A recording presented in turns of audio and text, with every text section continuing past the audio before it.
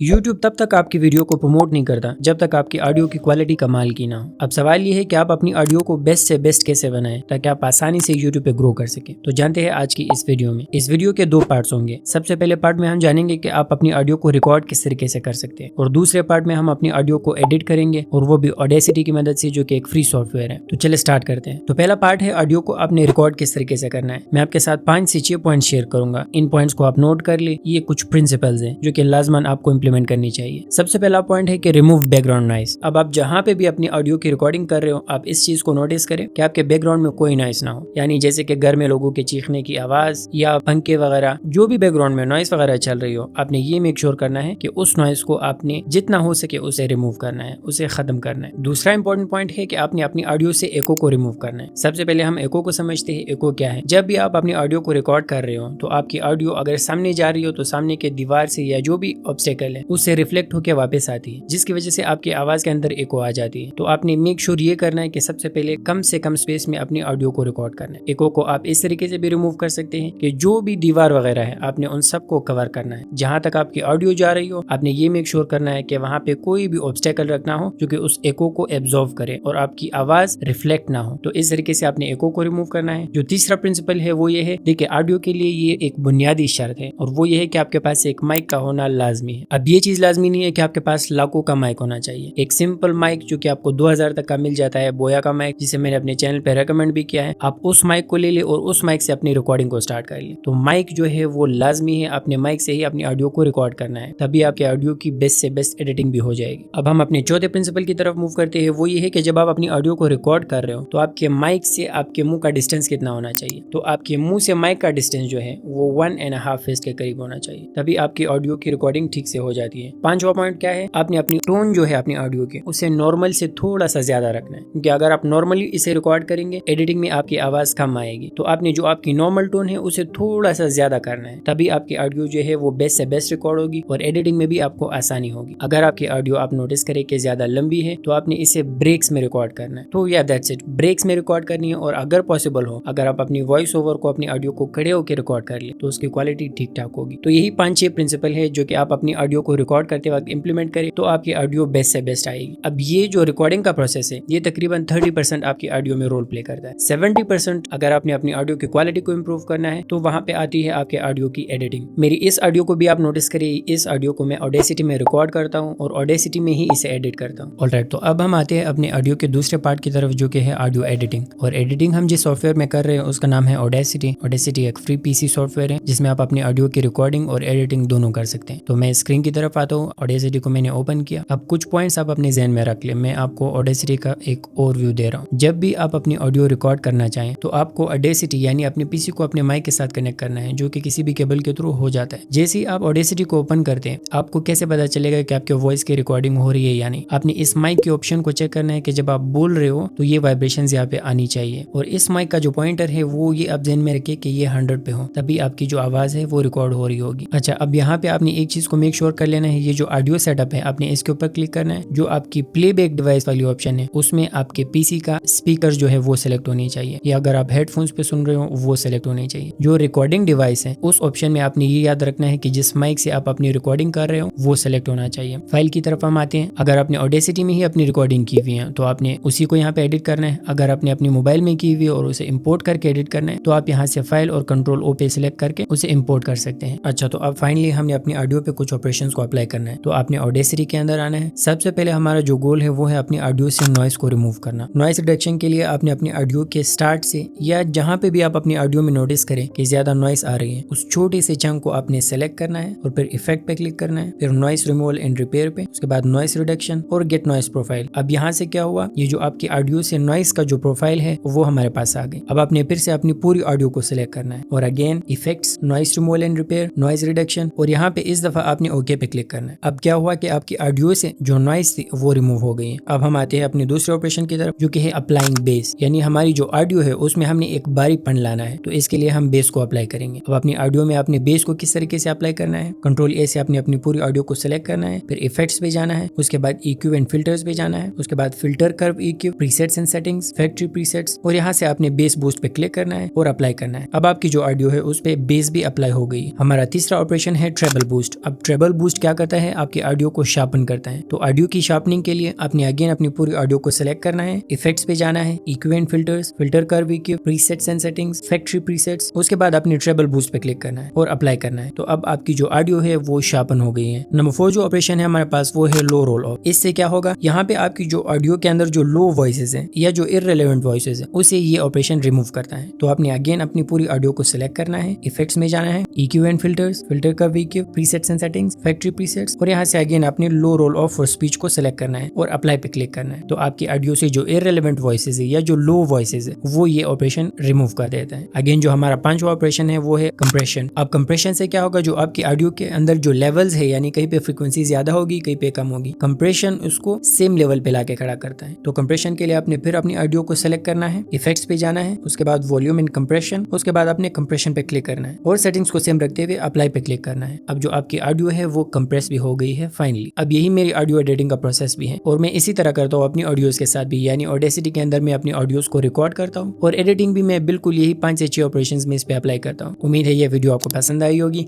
इस पूरी वीडियो के अंदर अगर आपको कहीं पे भी कोई भी कंफ्यूजन हो तो आप वो आसानी से मुझसे पूछ सकते हैं, मैं उसके ऊपर एक वीडियो या कमेंट में आपको उसका रिप्लाई लाजमी दूंगा। Thank you very much for watching.